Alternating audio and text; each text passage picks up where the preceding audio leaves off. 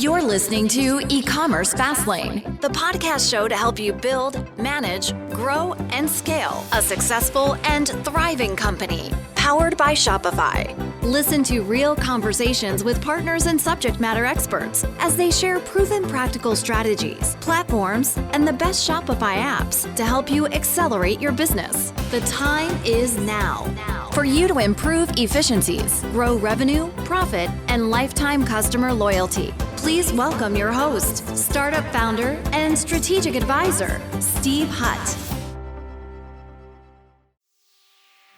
Well, hey there, welcome back to E-commerce Fastlane. I'm your host, Steve Hutt. Now, if you're running an affiliate program, which I think most people are, or I call them like a partnership program, I think there's a decent chance that you're likely hemorrhaging a lot of money from this program without even realizing it. I think most brands kind of look at their affiliate or partnership dashboard and they see, 6 figures worth of attributed revenue, and they assume that like everything is working well. These partners are driving traffic and they think this is great. But I think the uncomfortable truth, is that a huge chunk of this revenue would have happened anyway without having these partners involved.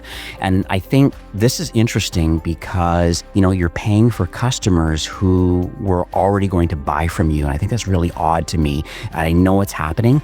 And that's the reason why I have my guest on today, who's Josh Kennedy, and he's the founder of a company called Imagine Marketing. I think their main site is imagine-affiliate.com. But what's interesting is that I did a little bit of research before recording today, and he's made his mission really to kind of fix this kind of broken system. I think he launched his company back in 2020. Believe it or not, in the middle of the pandemic, he's launched it. We'll probably get into that in a minute. But, he's been calling out this kind of $20 billion mistake, from what I understand, and like this traditional affiliate marketing really has been cannibalizing a lot of brand revenue for decades. I think agencies are still collecting their fees, putting all of these people in place and all these systems and stuff. I think, nice thing about him and his team, they have generated now, from what I can see, over $10 million in documented affiliate revenue by completely flipping the script on how affiliate programs are supposed to work. So I'm going to learn directly from Josh about what he's doing and then kind of the lay of the land of what's happening from affiliate and partnership arrangements. So, hi Josh, welcome to the show. Hey Steve. Yeah, good to be here. Thank you for hosting me. Excited to get into the discussion today. Absolutely. So you launched Imagine Marketing, like I said, in the middle of COVID, when most people, I think, were kind of playing it safe, I'd argue. Yep. But you've been very public. You've been calling out about this almost fundamental flaw about how most brands are approaching this affiliate marketing and working with partnerships. Can you walk me through the moment, maybe when you realized maybe the industry had like this massive blind spot that was costing these brands almost millions of dollars? Yeah. So I think in some ways, like I'm fortunate because I was kind of an outsider coming into the industry. And I think there's, when you look at the affiliate industry, a lot of people kind of like learned their schooling and, kind of like how to approach affiliate programs, like by the networks and just kind of this old legacy kind of model of how to run affiliate programs and how to do affiliate marketing. And so I actually started an affiliate program back in the day for actually mainly CBD, but there was a mixture of CPG sort of brands that basically a larger company like vertically integrated, did all the manufacturing, did all the branding, did all that kind of stuff, owned the e-commerce stores. And so I kind of launched an affiliate program for them and turned out to be very successful. And then that was between 2017 and 2019. So, but basically I got my start in affiliate marketing being not, I guess, indoctrinated in some ways by the kind of traditional, affiliate operating system, if you want to say that. And so that's kind of how I got my start. And then really where I feel like I kind of saw firsthand the, cannibalization aspect and kind of my spidey senses kind of went off a little bit is when I was working for an agency that was actually considered like a premier agency in the space, and actually was one of the fastest growing, and got acquired while during my time by a bigger agency that had, portfolio companies and stuff behind it. So it got acquired, and that was seen as kind of like this exemplar, like super incremental, like really high value agency. And then when I looked behind the scenes, I kind of had all the data from all the partners and the affiliates in it. And I could see like, actually the top 10 partners have nothing to do with any content or incremental or value add. And so all of the performance backbone of this agency is really all these lower funnel partners that people have been, complaining about for the last 10 to 20 years. And so like I saw firsthand, like even through an acquisition process, like the optics of what this looks like is happening, but then actually what is really happening in the background don't match up. And so that's really where I initially saw it. Yeah.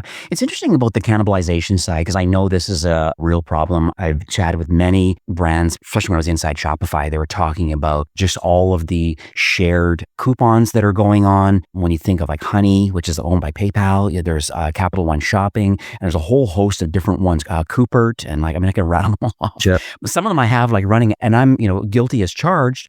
I have them running as these Chrome plugins. Look. Just see what's out there just to make sure that I am getting the best price. So I think, maybe buyer beware and you do what you do. But then there's also like tools and things to kind of like to maybe potentially block those sort of things. But I think a lot of that might be a Band-Aid solution. I just would love to hear from your perspective because you've been very public about the fact that you feel that billions of dollars has been cannibalized over the years. And like I said at the top of the show, like a brand could see $100,000 in affiliate revenue, but like what's actually really happening here is where that's affiliate money, but there's commission being paid on that money when it really shouldn't be. So can you walk us through the cannibalization idea and concept or the problem as you see it?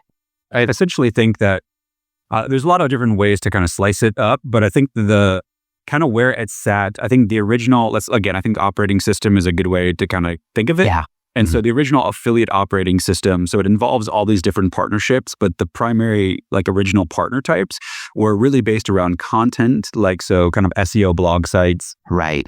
Loyalty partners, so those are like Capital One, Ebates, Rakuten, or Ebates, things like that. There's some Swag Bucks, there's multiple loyalty partners, and then coupons. So those are like the primary three categories. And if you wanted to throw in some influencer in there, that's kind of like your, if you're baking a cake, that's kind of like that's the original cake for affiliate marketing, the different layers of it. Right. And so of those, arguably, is that 2/3, so both all the loyalty partners and the coupon partners, they basically are sitting between purchase intent that the customer has. They sit really in the last, 5 minutes of checkout, right? So it's that kind of like right before a person's going to go purchase, they're looking for a coupon or they've got a browser tool, enabled or toolbar extension. And that's basically scooping up aggregating coupons for you. It's injecting affiliate links right before they purchase. Kind of a way to think about it, right, is like the original affiliate marketing operating system was almost like functioned as an arbitrage layer from brands where it actually is like siphoning away basically profit, right, from brands by just kind of bolting onto their business, right? So that's where, and again, from a funnel perspective, I guess you want to say, is that the majority of the production happens in a lower funnel program. And I can get at this a little bit deeper, but a lot of times that's why the agencies, while I was never working at the networks and I was never working at some of these traditional agencies, is a lot of them basically they advise their affiliate managers, their affiliate directors, like to actually like onboard or enable these partners right away because those are the ones that show revenue the quickest. And to basically the unschooled person or uninformed person, right, the brand on the other side is that those initially show traffic and revenue or not really traffic, but really more revenue like as soon as you launch a program. But again, that's, typically there's a rule where it's like, if it's too good to be true and it happens too fast and it typically is too good to be true. And a lot of times that basically you could turn on and shows that gross affiliate revenue, but it's really just cannibalizing that existing purchase intent. And then if you're more of an enterprise level brand, right, or if you're, doing anything more than $10 million, where you actually have that brand equity and that brand search, you can argue that in spend more on Facebook and in Meta, these other places, is that you're actually going to be hemorrhaging more money because you're eating into more of your own existing demand. So that's kind of the original setup of the affiliate kind of OS operating system. Right. What's interesting too is I always find, and it's kind of irritating, I think, to brands, is this whole last click kind of attribution problem. Yeah. Because I think the challenge is, and everybody knows this now, is the fact that, just the whole awareness campaigns that happen and then consideration to make a purchase, you kind of work through this funnel. It doesn't necessarily go from top to bottom. And I think people are on their desktop, they're on their phone, then they're going to ChatGPT or Perplexity, then they're somewhere else. And then it's so interesting that, and I think just in general, brands have a challenge trying to attribute overall and unfortunately having to use a blended ROAS or potentially a third-party pixel tracking tool on page to kind of talk about all the touch points that led to an acquisition or to an actual conversion. What's your thought around this last click problem? Or is that just inherently the way affiliate and partnership arrangements work? Is that, the last person that clicks it and makes the sale, I guess they're the ones that really mostly influence the sale. But is that really true though? Yeah, I mean, it's a good question. There's different like networks, for instance. You have like Partnerize is a big network. They have their own tracking sort of methodology. You have Impact, which has different basically attribution settings. So like within each of your networks, like you're going to have, even ShareSale, which no longer exists, but has moved on to AWIN. So like each of them kind of has their own attribution where you can set, it doesn't necessarily have to be set up on the last click. So you can, it could be first click, it could be, multiple touch point, it could be, there's time decay, there's all the different attribution good models that you can use. But I think like from a fundamental kind of perspective is that I think if you just fundamentally don't engage with or work with any specific partner types, and I would say like loyalty partners, coupon partners, sub-network partners would be examples I would throw out immediately, is that you just, the click, the attribution just becomes a lot simpler because you're not involving these multiple parties that are going to try to feed off those last few seconds before purchase. I see. Okay. That makes sense. No, I was just curious about that because I'm also involved in different kind of partnership programs, but I also feel that sending so much traffic to these different partners and all of a sudden and there's very limited or little attributed revenue. I had one particular partner I was dealing with where I sent over, in the last maybe 3 months, I've been sending 6,000 clicks to them, but no attributed revenue, not even any trials or anything. I'm thinking there's a tracking problem here, or there's some expiring cookie problem here, or I'm not sure what it is. Let's get to the bottom of that because it's unfair to the partner to send lots of traffic and then not at least have like an inkling of kind of like what's going on in some traction. Mm-hmm. That's very interesting. The other thing I want to talk about, and I did kind of research on this early before recording now, is that you have this thing called, there's demand capture versus demand generation. And you talk about this being almost two different things. And I think from my perspective, I guess I don't know what I don't know. When I think of demand generation, I just think about, what it takes to kind of find a potentially new prospects and kind of get them into a funnel and then see if they convert. But you have a little different angle on that where you actually talk about these almost as separate campaigns, demand capture versus the demand generation. Maybe you can kind of share your methodology. Yeah, absolutely. So I think a lot of it is just trying to classify and organize. So like, I think one thing that affiliate marketing, and I've seen it from the inside, right, is that and inherited lots of programs. So I think I'm pretty qualified, seeing over 100 programs now to talk about, like, say it's pretty good sample size. Yeah. Is that there's not a lot of organization or strategic organization when launching affiliate programs, right? So you got all these different partner types and it's hard to like discern between, should I work with an influencer here? Should I work with a loyalty partner over here? Should I work with a paid media buyer in this channel here? Should I work with a review site here? Should I work with Reddit here? Like the list goes on and on and on and on. So there's this really sort of scattergun just approach to recruitment of affiliates partnerships and then also just management. So for me, I try to create, I guess, frameworks to simplify and group bucket partners and then tie those to a specific goal that I'm trying to do. So for instance, like demand capture, how I refer to it is I refer to anyone on the search side of the market as more demand capture because I know like historically in affiliate marketing, some of the most valuable affiliate partners are like review sites or like Amazon reviews, things like that. So they're either going to bid on sponsored listings, right? So they're going to be at the very top of a Google page or Bing or whatever. Now it's being shuffled around with AI a little bit, but historically that's like they're going to still sit right there or on the bottom of the page, or they're going to be your SEO content, right? And a lot of times the types of content that these publishers create is basically like best of content, right? Like, so if you're looking for the sunglasses for summer, like best sunglasses for whatever this time. Yeah. So generally speaking, those kind of comparison customers are incremental, right? Because they're kind of, okay, should I go with this brand or that brand? That's that kind of consideration stage.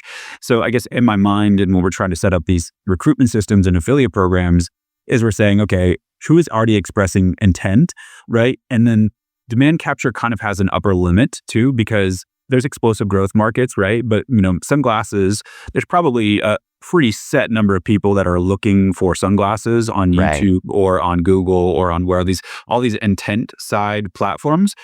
Demand capture is really your intent side kind of partnerships and platforms.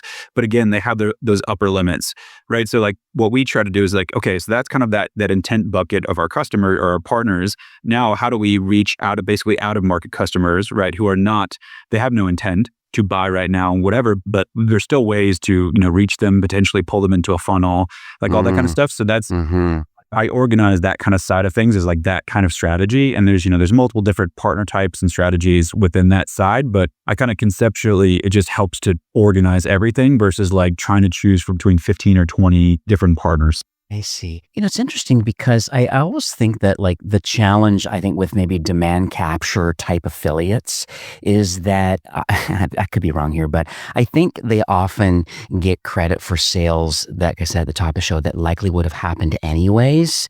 I don't want to call it commission hijacking, but I think it's interesting that these sorts of things even exist. And I think it's a very short sales cycle, last click attribution, they mentioned. And I think it's interesting to me that this even, like, am I thinking correctly around demand capture affiliates about these kind of short cycles, potential hijacking, not really the greatest way of maybe aligning your partnership program? Yeah, I would say that's fair. So I would differentiate between like purchase demand capture and consideration demand capture, if that makes sense. Or yeah. like I would say that purchase demand capture, like kind of how it sounded like you were referring to it just then, would be all these loyalty and coupon and everything. Like the person has already decided, so there is demand already existing there, but now they've already set the brand and they know what product they're buying, but then now they're going to, but if again, people talk about funnels in this shape, whatever diagrams and everything you want to refer to try to but like for more of that like middle kind of market consideration cohort, it's like there's incrementality there. So that's when but I would still say that person's already expressed intent, because it's not just a random stranger on the side of the street, that's like, oh, I'm going to try to sell you sunglasses. It's like, no, I've already made a search into various search engine, some sort of search platform to do research. And so, and those are always going to be your like highest intent customers, but also too, those are going to be the ones that you're going to get the most immediate revenue from, right? Because if you can get high visibility for them, so if you have, we have brands that sell on Amazon, right? And some of these like Buyers Report, for instance, is a big review site that's incremental, but as they're tapping into demand, is that they will rank the top 5 or top 10 products for every category. So NutriCost and Sports Research and all these big supplement brands that work really in depth with them, and we do too. But that's an incremental partner, but they kind of get that low hanging fruit traffic of like that person's ready to make. They're researching, they're ready to make a purchase in the next 3 days to 7 days. So high visibility for those searches are going to result in those immediate incremental sales. I see. So then, okay. So I guess the next step in here, now we kind of understand, I guess, this different types of frameworks, this demand capture type affiliates or the demand generation type affiliates. So we kind of understand that. So then, like, what's typically, like, is there a systematic approach that you've kind of created? Because clearly, you obviously, being involved in this industry, you obviously have created or have access to affiliates that have generated a lot of money, and you must somehow categorize them in what makes them great and how they really are offering incremental value to partners. And so I just would like to understand what this system-based framework is that you have and how you're able to find and then help your clients making these warm introductions so that these relationships can actually be fruitful. Yeah, well, I think there definitely are specific publishers. Like I mentioned that one Buyers Report, for instance. Like Buyers Report is one of the largest affiliates in the Amazon space. I think they pretty much only stick to Amazon products. And again, they're the ones that bid in Bing and Google and whatever and come up with the sponsored listings. And they've kind of got their whole process down of like, they know how much to spend every month, what keywords to bid on, like all that kind of stuff. They just got that whole thing, the whole process down pat. And they work in multiple categories, right? So, there's another one that we work with called Cache Media. And so that, for instance, something, kind of a creative thing that like we'll do that I think not a lot of what other agencies do, or, a lot of affiliate marketers, like say affiliate managers are in-house, or if you're, a director of marketing trying to manage an affiliate program, is we'll actually work with we'll do market research beforehand, and we'll like say, okay, well, everyone expressing search intent for this specific product, right? Best sunglasses and all the variations of that, those are all incremental keywords that you could, and incremental customers that you could reach. But also too, there's typically like secondary markets or adjacent markets that aren't like as warm of intent, but they could be, you could still funnel them into the business. And so, and we work a lot in supplements and health and wellness. So like an example would be, magnesium, like, people who have high intent searching for magnesium are saying best supplements for best magnesium supplements or whatever. And there's there's however many people searching, but also there's people looking for sleep supplements and people looking for, inflammation relief and all these different sort of, again, halo or secondary benefits that a lot of these products have. So with some of these content partners, you can actually, build brand new content pages to kind of engage these customers as well. And so, I kind of see that it's like, sometimes there's not even like a template or I guess, or there's not really like, these aren't really strategies that have gone on or historically, been done. So like I kind of have to come up with my own language for them.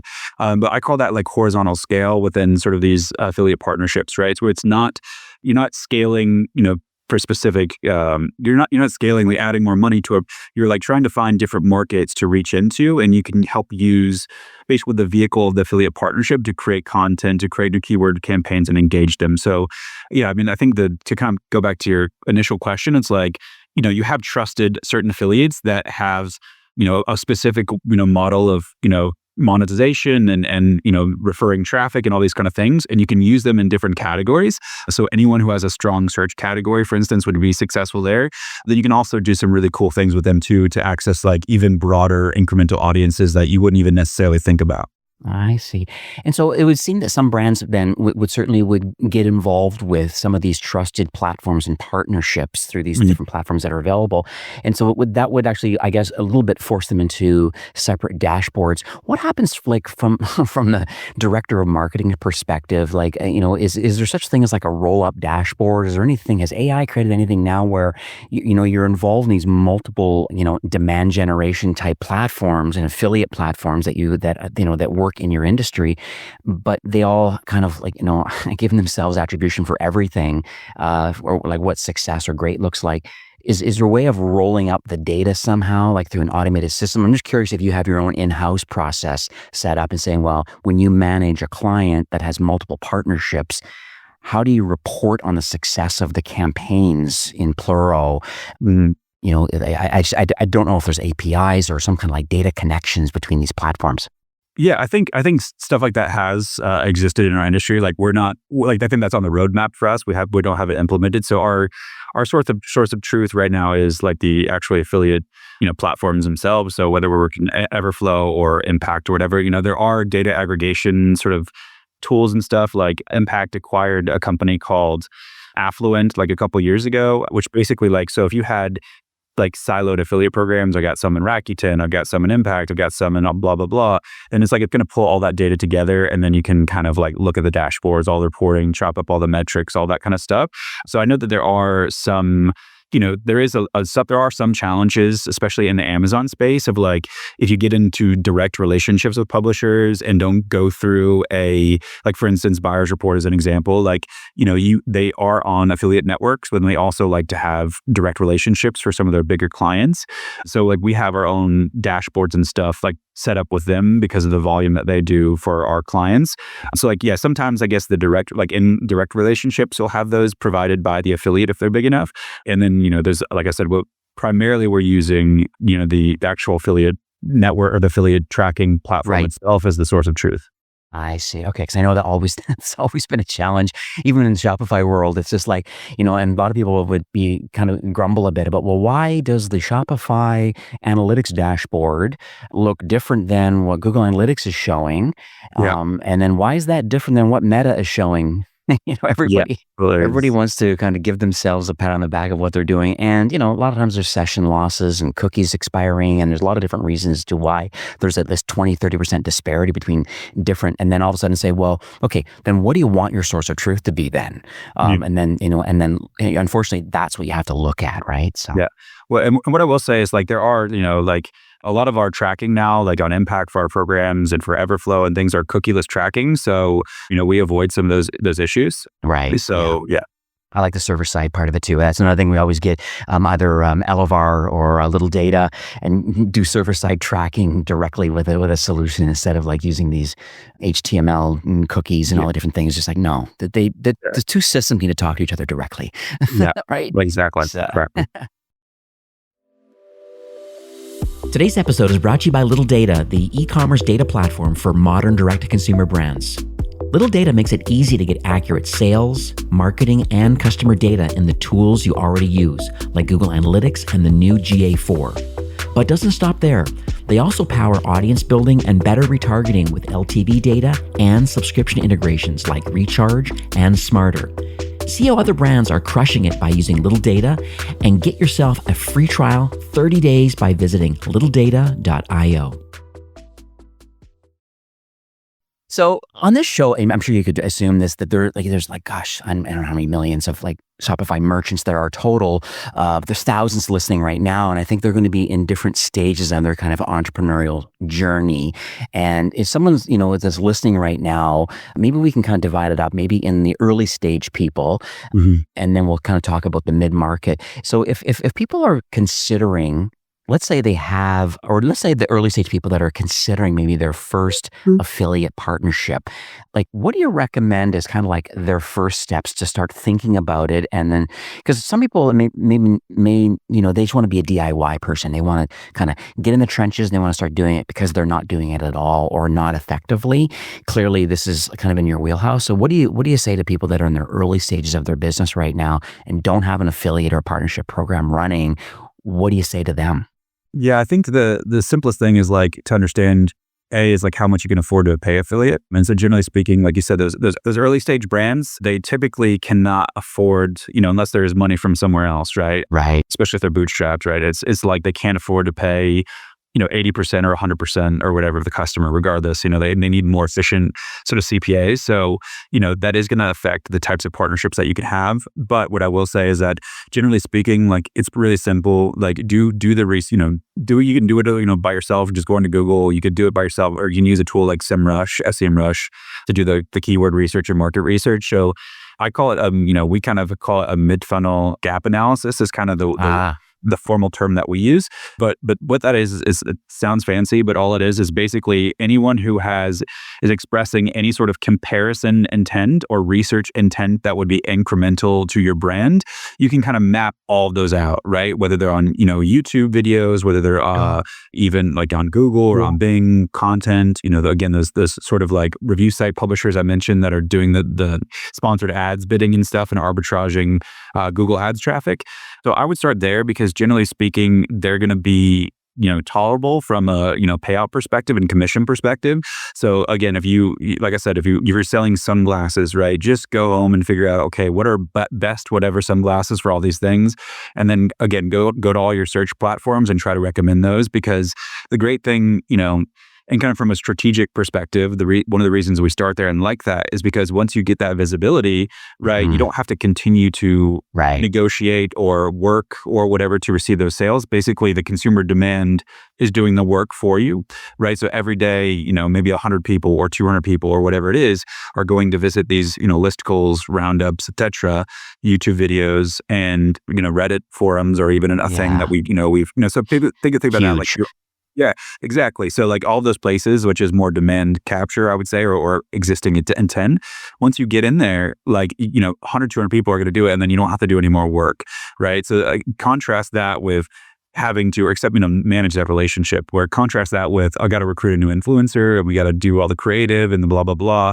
And it's just so make it easier on yourself, do that first. That's what I would recommend. And then if you get to a point where you can, another thing potentially for them too is, because I'm assuming it's mainly going to be about efficiency at that stage, is if you're running meta campaigns and if you're running meta and you have, internally, and you want to try to make more efficient, if you just more efficiency there, whitelisting is something that we recommend. So basically a lot of publishers, right, will whitelist their content. So they'll, build a review or write a review for you or write an editorial about your brand or your product, and then they'll grant you access to run ads under their handle to that page. And then typically what we see in that is that we see the click-through rate is, 3, 4, 5 times higher. So you're getting basically 4 to 5 times the amount of clicks for, your money essentially into that page from running it from a third party handle versus trying to run it from an internal brand, because pretty much everyone knows when they're being sold to when they're scrolling through Instagram or Facebook, right? And they know, okay, this is a brand ad, whatever. So it kind of bypasses that. I see. And then, so what about people that are in like that maybe already have a program, like, and I think they're going to feel the same way where, like I said at the top of the show, they look at the dashboard and they see 100 grand worth of like attributed revenue, but you start peeling the onion and all of a sudden you're like, wait a second. These are like a lot of these top 10, affiliate partners are, they would have already bought already. So we're just hemorrhaging money, as we said. So like, what do you say to these mid-market brands?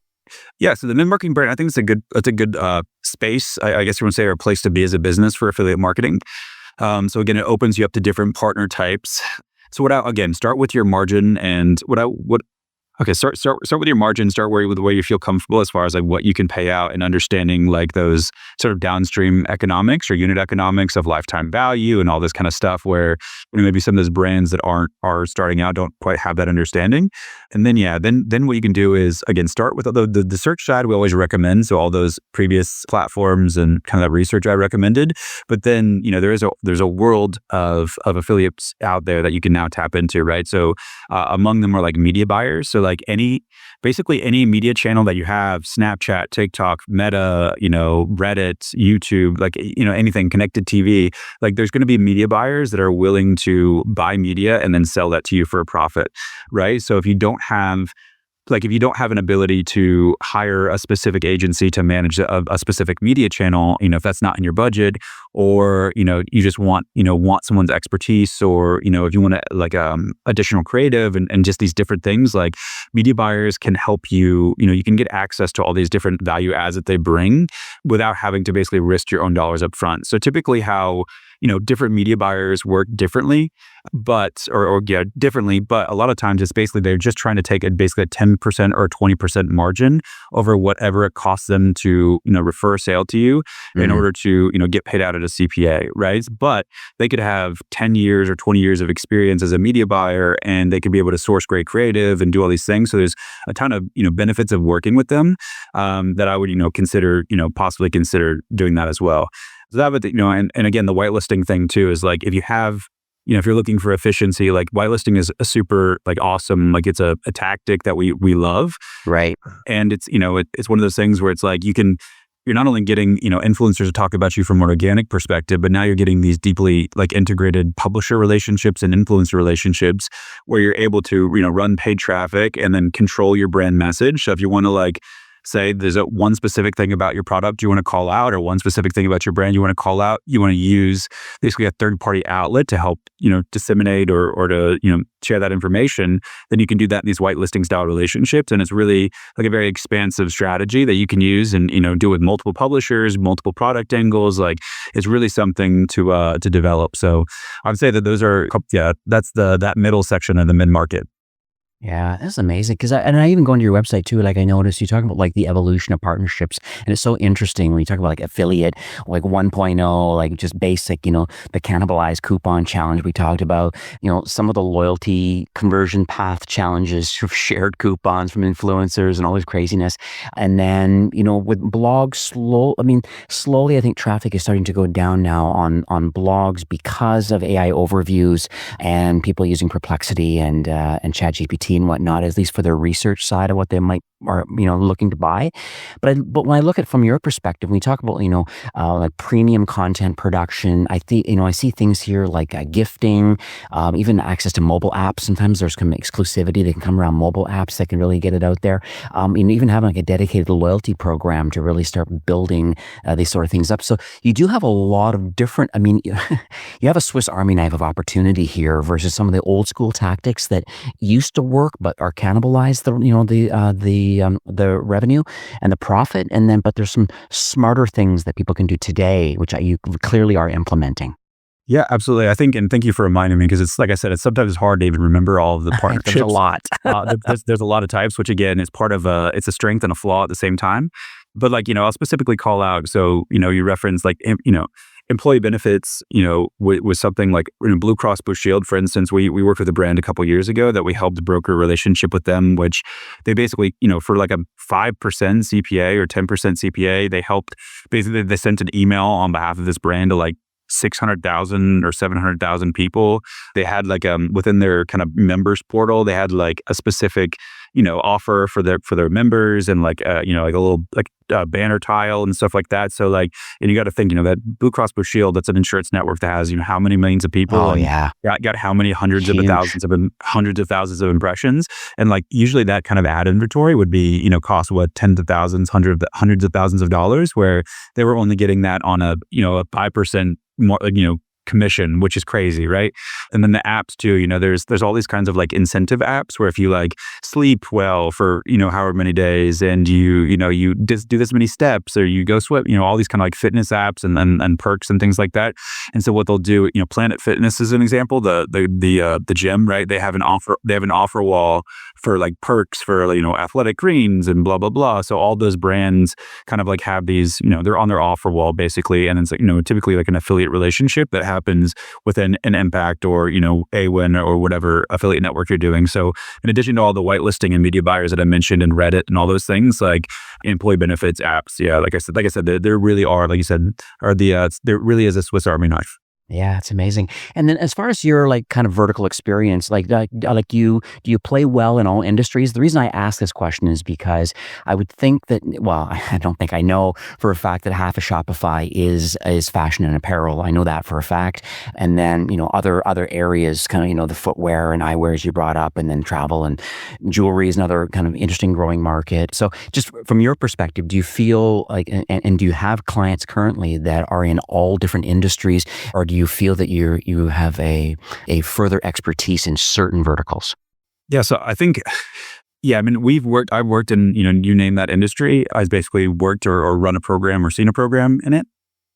But we do have preferred categories. So, but I think it's the through line is really more about like LTV CAC, and like, so if you have a long time, like if you have a high LTV, like right now, for instance, like the hottest industry or category in affiliate marketing, especially with media buyers, is like telehealth, right? Because you got this long, like customer cycle, like when you're in 6-month retention, 12-month retention, 2-year retention, like whatever. Right. So Right. anytime basically, because you got to think, and it's like when you're running an affiliate program, like you're really here to incentivize other people to become, to support you and to, buy into your brand.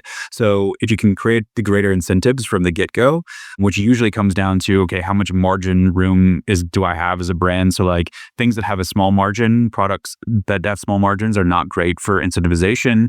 Anyone who's got, I'm only going to buy one couch every 5 years, like not great for, for that. So it's just like one of those things like that LTV ratio, but really, and then the last thing I would say to like kind of the recipe or formula for a successful program is if you have a big search market, right? So if you have a big market that lots of people, examples like coffee makers, air purifiers, like anything household items, things that people all like they need, and they're going to do the research on, and there's a lot of people researching and need that product. Those are going to be people that they go to all these different review sites, and like I said, there's different touch points with Reddit and YouTube videos and everything, which basically leaves that opportunity for those affiliates. I see. I also find a lot of brands really, if they don't have a subscription program and this kind of recurring revenue for themselves, because that actually helps them at the beginning of every month, they feel that there's a certain amount of revenue and profit that's coming in. I could see those programs being more favorable to want to promote, knowing, especially if you're going to pay the affiliate in perpetuity for an active subscriber. What's your comments on that? Yeah, so I think subscription can be great too. The one thing I would say about subscriptions is that a lot of times they exist in markets without a big search. There's not a lot of people searching, so I feel like a lot of times they're kind of like curated specific things that like they're not attached to a big search market. But definitely from like a lifetime value perspective, they do, there's a huge opportunity to incentivize if you have a subscription, again, depending on what the subscription is. And, there's actually like Everflow, for instance, is our tracking tool, and you can actually monitor, you can set up custom events like within the link where whenever that person is going to purchase, they're going to be, tracked by email or tracked by these other methods where you're actually going to be able to see their lifetime value, but you don't even necessarily have to pay the affiliates on it. So, depending on what you want to do with that, but there are ways to like track, again, lifetime value, and we see from our partnerships, definitely in the Amazon space where a lot of people subscribe, is that, probably 15 to 20% of any customers that are coming in through affiliate campaigns are turning into subscription customers. And so it's interesting too, because we'll come up, we're coming around to like some of these annual like where our customers, clients will look at them as like cohorts where they're kind of like looking at their annual, the annual value of their customers. And like we're coming up to like, okay, this is 12 months of this batch of customers that came in from affiliates. How many of them turned into, longtime customers and all that kind of stuff. So, and I think that what I would say is like just kind of that next level, I guess, of reporting, or just like a higher level of reporting and an analysis. Like, I don't think that you have to be very careful about working with agencies and consultants and promoting in-house. Like, you have to have the right people, because I guess those, like those, I don't know, not tact, is that like the ability to look at those things is there, but a lot of time, a lot of people just don't take the attention or to have the attention to detail to even look at that stuff. But it's super valuable information to have for the brand. Very interesting. What about the fact that we're in Q4 right now, and depending on when people are listening to this could be pre or post BFCM, but it's certainly still going to be in Q4. So let's assume like, BFCM is come and gone based on when you're listening right now. So if we assume that, like, what's your mindset with a brand right now that's listening to this episode and saying, hey, okay, we're still in Q4. Is there still an opportunity to gain some, I guess, share of wallet and some continued traction kind of post BFCM in Q4, this holiday traffic?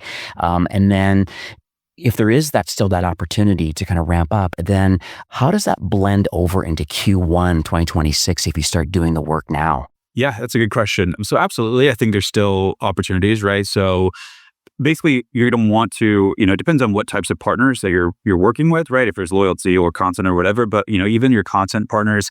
So what we've done in some of our programs is that we've created short-term incentives. So basically greater payouts during this period, because we know which are going to incentivize placement, right? So if we have a $10 payout for Q1 and Q2 or Q2 and Q3, we'll maybe do a $25 or $30 payout. So yeah, just create more incentives to be featured sometimes in content and things like that, because gift guides and listicles and all that kind of stuff are very important. These publishers and affiliates do appreciate having sales and sometimes exclusive codes and things like that. So if you can offer any type of exclusive offers toward their audience, like that will provide some additional incentives too.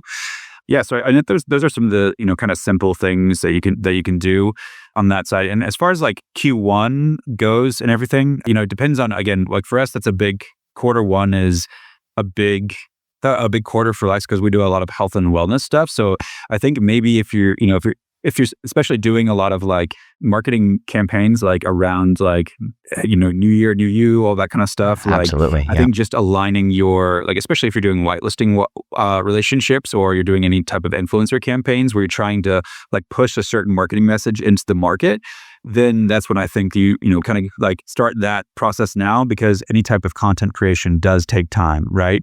I'd recommend that. Okay, this is amazing. So what do you think some of the next steps are like I said, there's lots of different types of people listening today, different maturities and complexities and, where they are in their entrepreneurial journey. They could be a founder. There could be lots of marketers that are listening right now too. And I think, hey, I like what Josh has to say. This is very interesting. And I feel maybe I'm not fully executing on the best I could possibly be, because I have this dashboard that shows revenue, but I feel once I peel the onion that it maybe is not as profitable as I would have hoped it to be. And so knowing all of that, what do you want my listeners to do? Like, what do you believe some of the next steps are?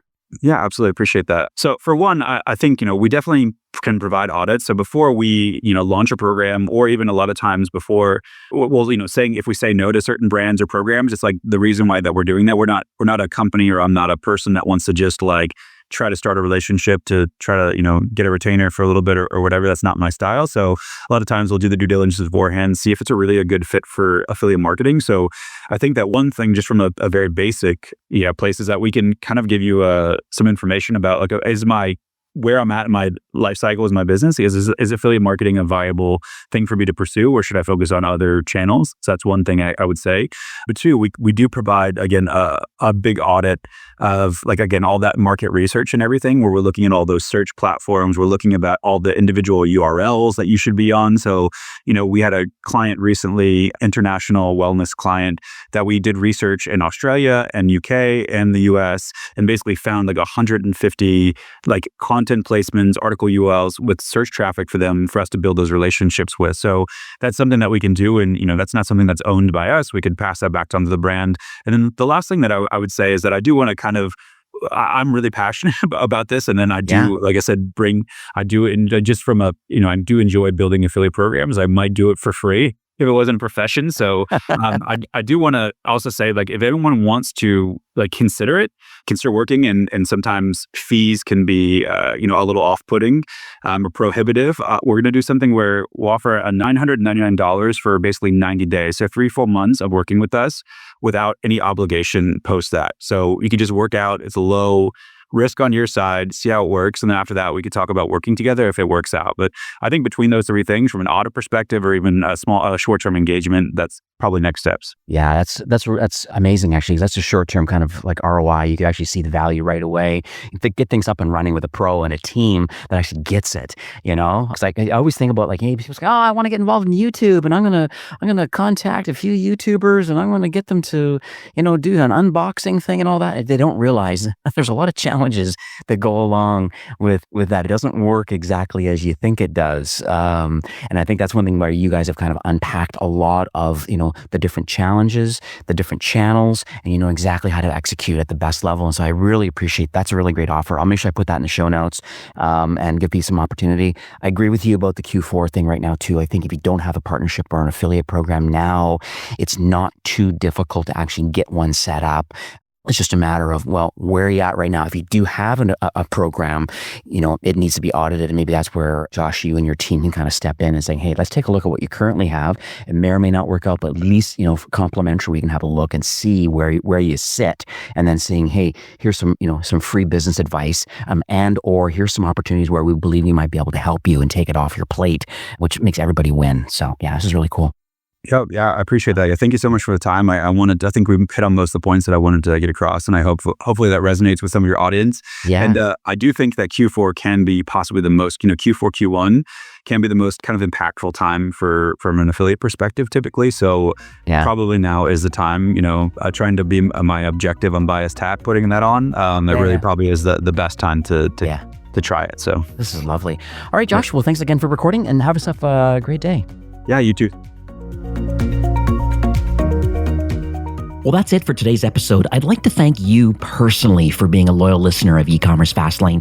It's my hope that this podcast is offering you a ton of value through growth strategies, tactics, and exclusive insider tips on the best Shopify apps and marketing platforms, all with my personal goal to help you build, manage, grow, and scale a successful and thriving company powered by Shopify. Thanks for investing some time today and listening to the show. I'm so proud and excited that you have a growth mindset and are a constant learner. I truly appreciate you and your entrepreneurial journey. Enjoy the rest of the week and keep thriving with Shopify.